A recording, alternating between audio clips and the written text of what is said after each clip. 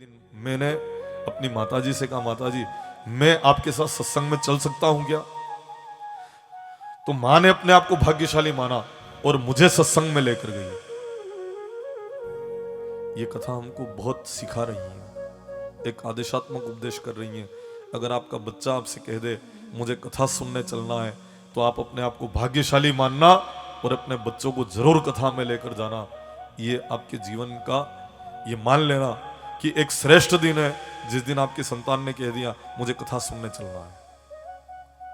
उनको कथा में लेकर जाओ। और अगर उसके कहने के बाद भी आप कथा में लेके नहीं जा रहे हो ना, तो ये मान लेना कि आप अपने आप का भला नहीं कर रहे हो, आप अपने आप का बहुत बड़ा नुकसान कर रहे हो। जब बच्चे कथा सुनेंगे ना, तो आपका बुढ़ापा बहुत सुख से व्यतीत होगा। और बच्चे अगर कथा नहीं सुनेंगे तो आपके बुढ़ापे में परेशानी झेलना पड़ेगी, ताने सुनना पड़ेंगे।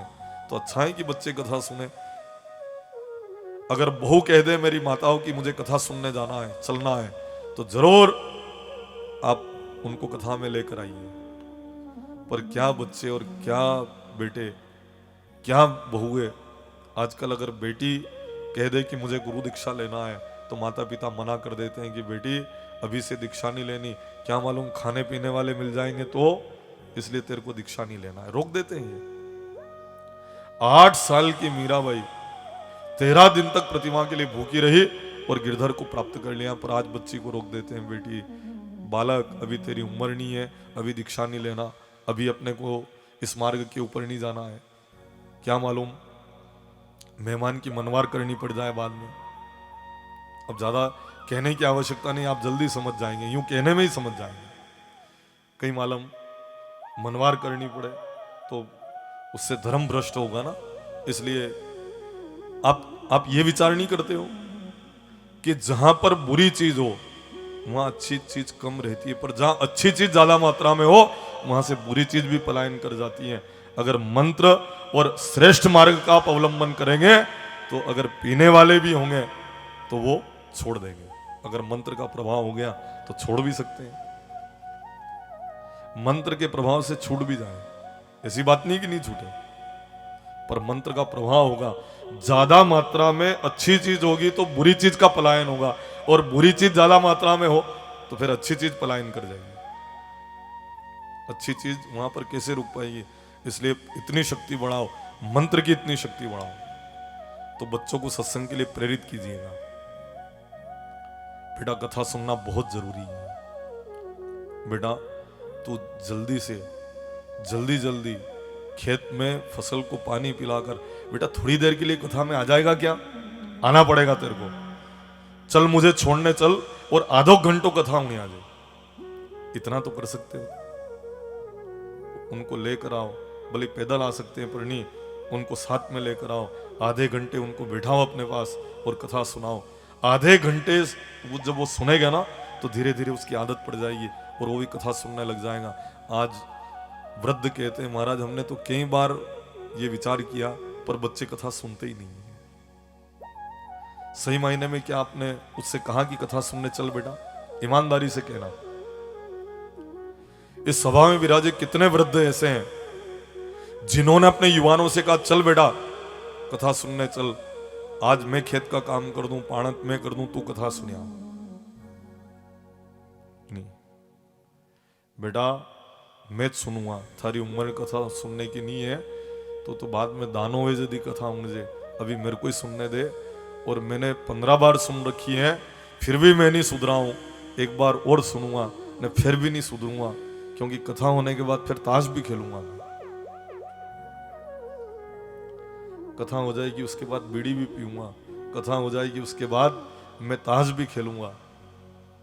ये है ना, कथा में बैठकर गर्दन ऐसी हिलाते जाने सब समझ में आई रही वे, और कथा पूरी की पूरी उतर रही हो ऐसा प्रतीत होता है। पर जैसे ही कथा पूरी होती है और घर जाएंगे, और कोई तो घर नहीं पहुंचे मन के पहला ताश शुरू कर दे। थोड़ा तो विचार करो कम से कम। कथा सुनकर अगर जीवन में सुधार नहीं किया तो फिर मुझे बताओ आप, कथा सुनकर अगर नहीं सुधरे तो फिर कथा के साथ आपने बहुत बड़ा धोखा कर लिया है। अपने आप को बदलिए आप, कथा खाली सुनने के लिए नहीं है, सुनकर जीवन में आत्मसात करने के लिए है। अपने युवाओं को सत्संग के लिए प्रेरित करो। सुभाष चंद्र बोस ने कहा था, तुम मुझे खून दो, मैं तुम्हें आजादी दूंगा। मैं समस्त अभिभावकों से, जो माता पिता बन गए, मैं इनसे आह्वान कर रहा हूं, तुम मुझे युवान दो, मैं उन्हें संस्कारित बना दूंगा। अपने युवाओं को सत्संग में लेकर आओ, अपने बच्चों को कथा में लेकर आओ। बहुत अनिवार्य है अपने युवाओं को सत्संग में लेकर आना। वो आएंगे, वो सीखेंगे माता पिता का महत्व क्या होता है। कैसे श्रवण कुमार ने माँ बाप की सेवा की थी, राम जी ने माता पिता की आज्ञा का पालन किया था, बस उसी तरह से वो भी मातृ पितृ भक्त तो कम से कम बन जाए। अपने बच्चों को सत्संग के लिए प्रेरित करो, क्योंकि संगति का असर जीवन में जरूर पड़ता है। अगर आप सत्संगति में नहीं लगाएंगे तो दुर्जनों की संगति में दुर्जनता उसके अंदर प्रवेश कर जाएगी। नहीं फर्क पड़ता है संगति का, नहीं पड़े तो चलो मालवा की वो कहावत जो आपको याद है मेरे साथ बोल लेना। कार्या के मेरे धूर्यो वे तो लूण नहीं तो लखन तो नहीं याद है क्या? लेच सही। कार्या के मेरे धूर्यो वे तो लूण नहीं तो लखन तो लेच सही। और वास्तविक सत्य है कि अगर संगत आपकी होगी वैसी रंगत आपकी हो जाएगी। एक जैसी बरसात की बूंदें चाशनी में गिरती मीठा रस बन जाती हैं, जो समुद्र में गिरती हैं खारा जल बन जाती हैं, जो नाले में गिरती हैं वो गंदा पानी बन जाती हैं। बस उसी तरह से जैसी संगत वैसी रंगत आ जाती है। तो आप अपने बच्चों को सत्संग की कथा की संगत करवा दो तो बिगाड़ा बच्चे का होगा ही नहीं। और चूंकि आपने कथा की संगत नहीं करवाई इसलिए बिगाड़ा उनमें ज्यादा हो रहा।